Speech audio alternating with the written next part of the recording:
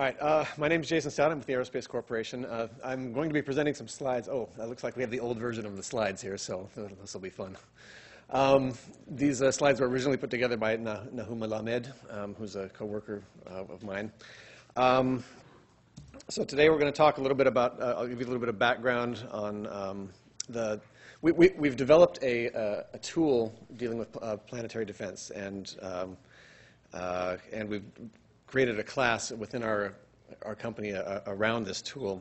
So we're going to talk a little bit about that, and then I'll have some conclusions at the end. So anyway, just to give you a little bit of background, the planetary defense is kind of a strange term for this because we're not really defending the planet from aliens or anything like that. This is talking about near-Earth objects, so asteroids, comets that could potentially impact the Earth. Some of you may recognize this picture. This was about a little under 2 years ago. There was a, so the day before this happened, in my office I have a guy who does some projections of where some of these objects may pass. And there was supposed to be an object that was going to pass within the geostationary belt, and he'd put together some animations for that. And the next morning I woke up and I heard the news that an asteroid had not quite impacted, but had exploded in the atmosphere over in Chelyabinsk in Russia.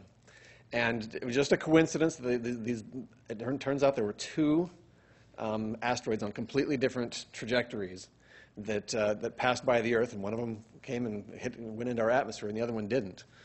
Some of you have probably seen pictures of an event back in 1908 in Tunguska, where about 1,300 square miles of forest were completely flattened by an explosion that happened in the atmosphere. And we believe that was either a comet or an asteroid that came in at that time. The interesting thing about that one is that had that happened 2 hours later, it would have completely wiped out Moscow, which was about 1 million people at the time. So the threat from these objects is very real, and it's something that we need to pay attention to. And some recent studies have shown that these events are actually, events coming into the atmosphere are more frequent than we had originally thought. Let's see. So it's in the past few years, the U.S. government has become more aware of this threat and has started organizing some things that or some activities toward investigating where we need to go and what we need to do to prepare for these things. Part of this is that they've become aware that the international community, if there were a threat by a near-Earth asteroid or a near-Earth object, we would need to be mobilizing within the entire international community. A lot of these agencies have infrastructure already in place. There are launch facilities throughout the world that would be needed to mount some kind of a mission. We have some, of course, in the United States, but you never, depending on what the threat is, you may need quite a bit more than that, and different groups would be at different states of readiness at those times.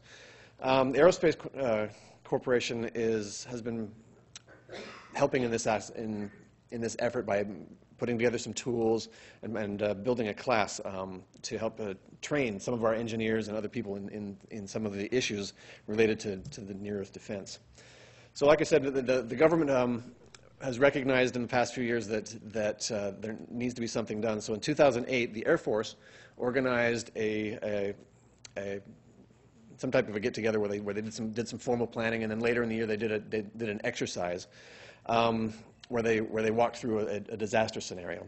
And part of the results of this scenario, or this walkthrough, were some questions that came up, a lot of things that we don't know, and also some things that they thought we should probably do. And part of that, those recognitions, is there needed to be some tools. So you can see the quote there. There was a need to put together some tools to educate engineers, to educate policymakers and decision makers into what really is going to go into some of the issues that will need to be discussed and to dealt with as if a near-Earth object were ever discovered to be coming towards us. So Yeah, my slides are definitely in a different order than I was prepared for. So what some of these tools should do is they should be able to give somebody who are using them a good picture of some of the issues that, like the timing in orbits, launch windows, that type of thing. Be able to play with some of the different parameters that you might want to do, like if you understand the mass of the object, versus and its composition. What if you're wrong? What if the composition is ice versus rock at a layer? You can play with these parameters and see kind of what the differences are, how they might affect your mission planning. You ought to be able to independently vary a number of things, like your space, which launch vehicle you may be using, how much mass you're going to be able to deliver to the object, and then measure what type of effect that would have on the object. Are you going to be able to nudge it far enough to move it out of the way of an impact? So the tool should be able to help address some of these factors. It should be able to help decision makers in visualizing a potential solution and the potential risks. And also to help understand what kind of options there might be for mounting a mission. So what we've done at the Aerospace Corporation is we have built a near-Earth object simulation or deflection simulator. And this tool, it's a web-based tool, and it was originally funded by NASA headquarters, and JPL has kind of coordinated this whole effort, but it was developed by the Aerospace Corporation. And this tool takes several real-world examples. So these are objects. They're all fictitious objects, but they're all on a direct course to hit the Earth. And you can choose one of these different objects. They're all representative of different types of orbits that some of these objects may be in. And then you can also change several of the parameters related to the object, and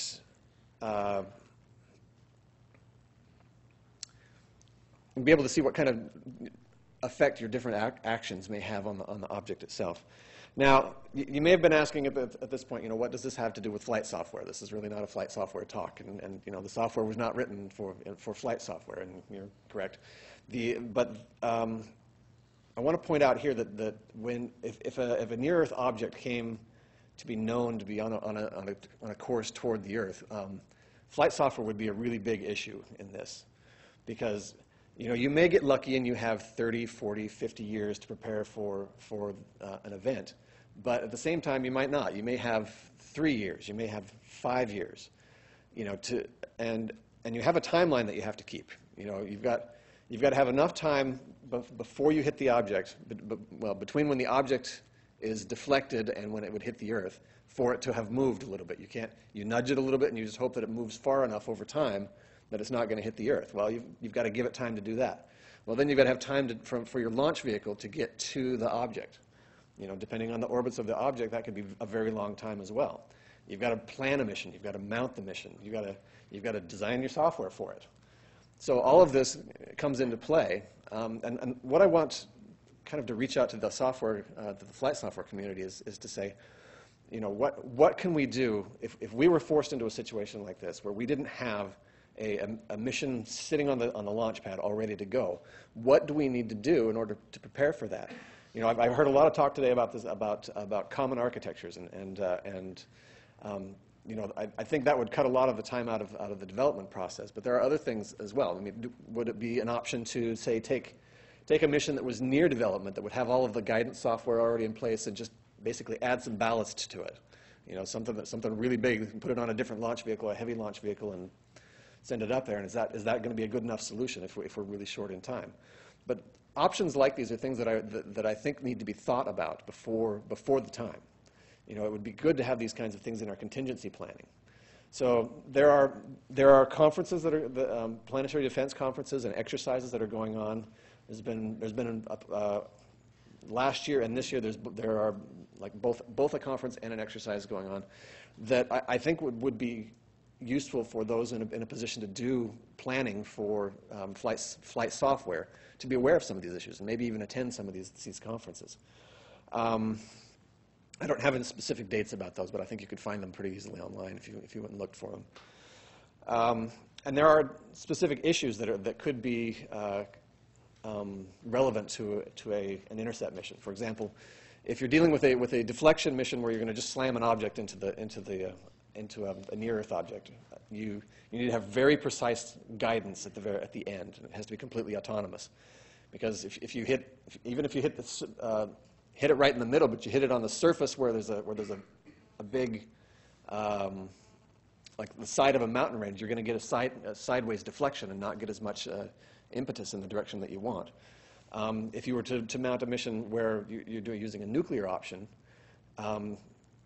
you're probably not going to have the time, well, you may not have the time, I should say, to fly up and softly rendezvous with the object. You're probably going to be flying past it at really fast speeds, and you have to time your detonation exactly. You know, all of these things are issues that have to be dealt both in hardware and software. So,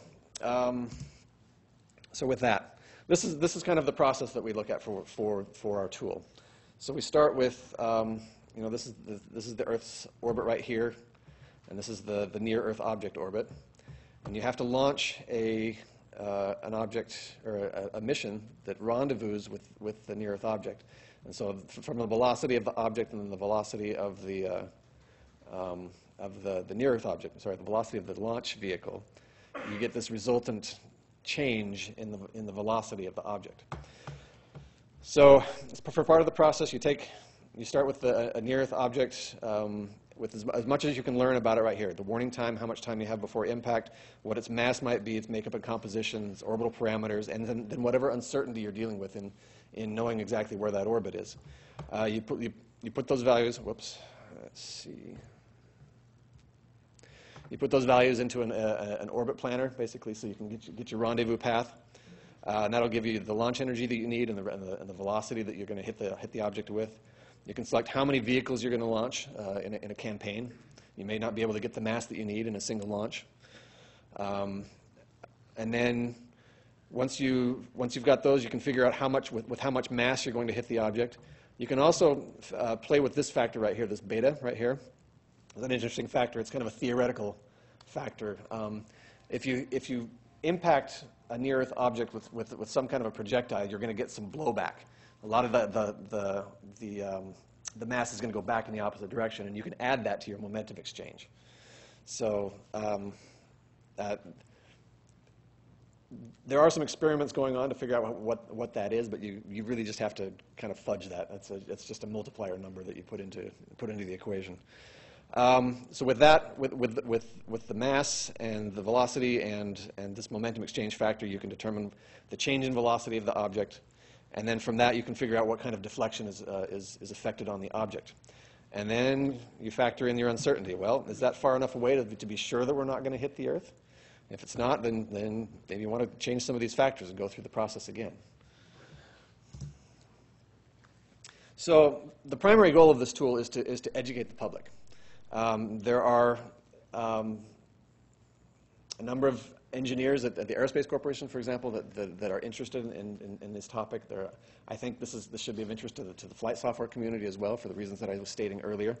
There are policymakers who need to understand better about this. And it's also useful for other types of education. The Nahum, who put together these slides, has been visiting a number of elementary schools and high schools and giving presentations, and for varying degrees depending on the age group. He's been able to show this tool, and the tool has also been used by the JPL engineers themselves. They actually have plans to put real data from real objects into a version that wouldn't be available online, and because it's such a good visualization tool, they're able to gain some insights into some potential missions. I should say the tool, hopefully any day now, actually, is supposed to be made available to the public. It's going to be hosted on the JPL one of the JPL website. I don't have an actual URL for it yet, but it'll be part of their Near Earth Object web presence that they have. We're looking very much forward to getting this out in the public eye. Some of the discussions that Nahum has had at the planetary conferences that he's gone to, he's had college professors being interested in using this tool to teach college astrodynamics students, and there's a lot of use to it. The students that we've had in our class, we've taught a number of classes at the Aerospace Corporation, 6 classes already. It's been a very popular class, and that's just since kind of mid-year. And the students have come out of that very interested in kind of the things that they have to be aware of and have to do in order to actually deflect an object. And also the tool has supported, I was mentioning these planetary defense conferences and the exercises. The tool has supported those as well. They've been part of the discussion and being able to visualize what's going on. And in fact, we have just in the last few weeks added the example object that they're going to use in the next planetary conference coming up I think it's either spring or summer sometime. So the tool's pretty up to date with what the engineers are looking at. Like I said, we've developed a class at the Aerospace Corporation. The class is it's a relatively short class. It's 4.5 hours or so. The first half of the class is dealing with some of the background information on near-Earth objects. The second half of the class is actually hands-on with this tool that we've developed. The participants get to try and move things around. They have some goals that they have to try and reach to see if they can deflect an object under different conditions. And you can see that objects in different types of orbits are easier or harder depending on the way that they line up with the orbit of the Earth. And let's see. So here's a little bit of information just about the development team. You can see Nahum's the first picture right there. If you have any questions or would like any follow-up information about this, you can contact myself or Nahum. The class, so far we've offered it only at Aerospace, but we're in planning right now to have that available to the general public. It needs to be approved for release from our company first, but we would like to offer that to a much wider audience, and we think there are a number of key people within the country and that could benefit from this class. You can also see down here the NASA JPL team, Don Yeomans, Paul Chodas. Some of you may, especially you JPL people, will probably recognize those names. They're very well known in the asteroid and astrodynamics community.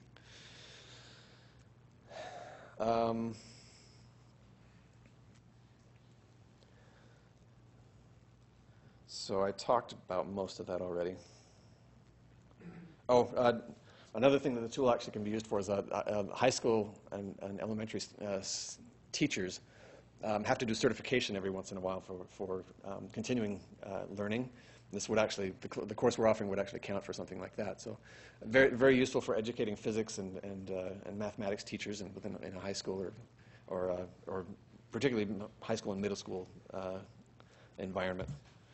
So here is a screenshot of the tool. And I think I'm going to take a moment and rather than do it off of this,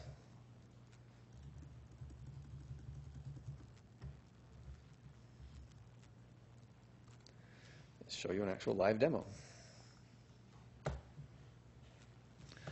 So it's got some tooltips. I'm going to turn those off so it doesn't get too much in the way. And just for layout purposes, I'll make it a little narrower. So this right here is our timeline. See, right here over on the right side is day 0, basically. That's the impact point. And this is any time leading up to it. So we have 30 years before the event, and this graph right here shows the distance of the object from the Earth. So right here you can see, it keeps its distance a little bit, and then right at the end it comes down and your distance is 0. Also, on this graph, you can see these different things right here. So delta VA is the change in velocity that you would get going in the direction of the object. So if you were to hit the object and were to push it faster or slower along its object, that's what this is. So this graph shows you a sensitivity plot. So this basically, these high points right here are the best time to hit it. This is when you're going to get your best bang for the buck. You can see the further back you go, the more you're able to affect some deflection. You get up closer to your time, you're not going to be able to do so much.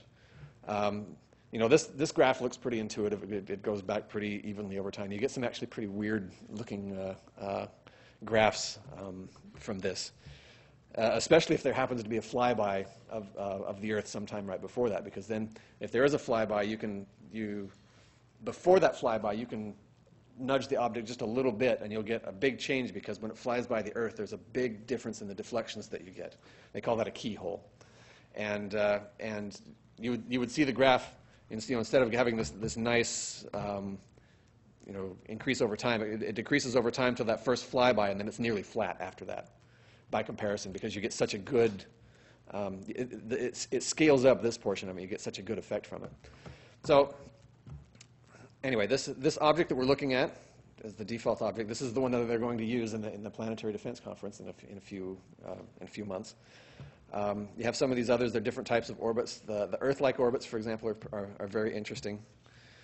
If you look down in this corner of the plot right here, you can see this is what the plane, basically what the Earth is going to look like to the object as it's approaching the Earth. They call this a B-plane.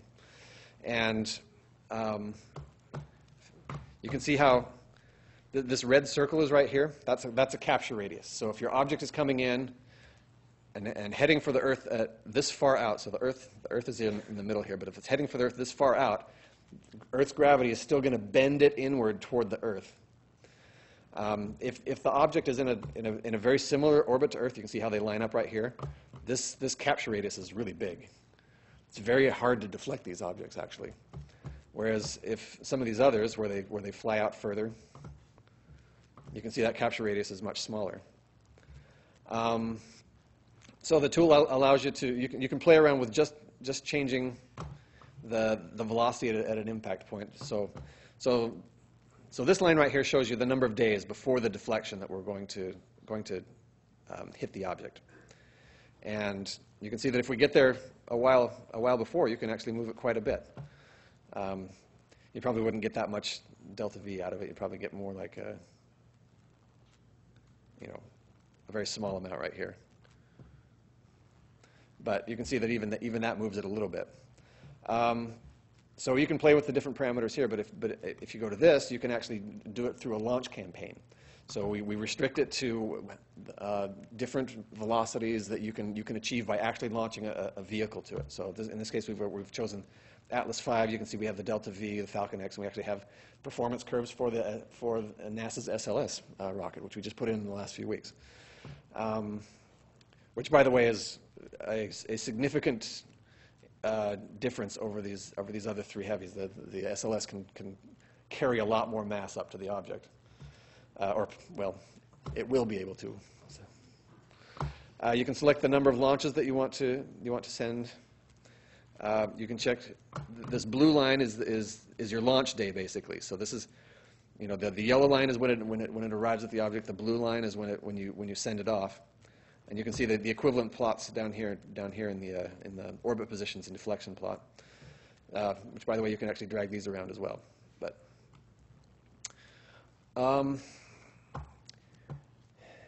anyway, so here I was telling you about this beta that you can. The beta is the blowback from the impact. You can change the mass of or you can see what the mass of the object is. Basically, we just assume a circular object for this, which is not really the case, but it's a simplification for here. You can define whether it's made out of iron or whether it's made out of just porous ice, depending what you think the composition of the object may be. So there's a big difference in those as well. Anyway, I'm kind of running out of time, but you get the idea that there's a lot here for the tool. Oh, and one more thing I want to show. This is a deflection map. This is basically. So these are your launch windows. So this starting from over here. These are the number of days that you have before impact, and starting from the top and going down is the number of days your flight time. So you have to add those two together to get the time before impact that you would have to launch a launch vehicle. But you can see that over here in this corner, there's not a lot of as many launch opportunities, and the ones that are not as effective. you can't get as good of an angle. See, this is a unitless plot, but it shows you the best effect versus the least effect, and of course no effect in the white area. So you can see over here that there's not very much you can do. The further back you go, the more you find these really good areas and good times to be able to hit the object. So advanced warning is key. It's very important. The object that we were talking about at the beginning that landed or that came in near Chelyabinsk, we never saw it because it came at us from the sun side. All the objects that we spot have to be spotted on the night side, basically. So we just never saw it. It's very possible for that to happen, and sometimes an object may fly by nearby the Earth 5 or 6 years before it's going to come into to impact the Earth. And that's the first warning we get about it. So the better surveillance systems we have, and asteroid finding systems that we have, the better we can be able to do this. The more warning time that we have. So let me go back to this. So just in conclusion, the threat from a near-Earth object is very real. We don't really have we have a lot of statistics, but there's a lot of unknowns with this as well for how many near-Earth objects there are and what the odds are for them actually impacting. The Aerospace Corporation, we've developed a tool to help educate the public, and we'd like to increase public awareness through this. So with that, if there are any questions, I see one right up here already.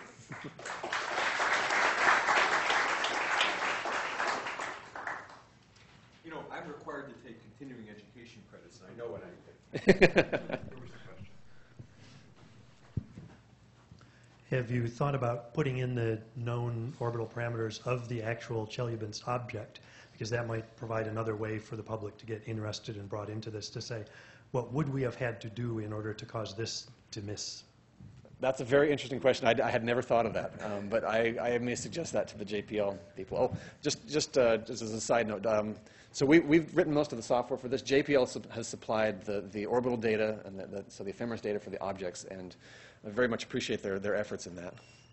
So Jason, yes. is your simulation, would you say, fully mature? Is it at the end state? I'm sure some models and assumptions went into your simulation, right? And how much of a validation have you gone through? So the full orbits are created by JPL engineers, and I actually don't know how much validation they did on those. We've had some separate some algorithms built in spreadsheets that we've compared a lot of the results against. Unfortunately, in some ways this is kind of a shoestring budget. I would like to do more validation on this. We probably spent more time worrying about the web validation than on the data validation itself. And I've looked at it more as a concept, but we haven't found any data anomalies in it yet. So it seems to be in pretty good shape. It's not operational software, so we haven't really worried about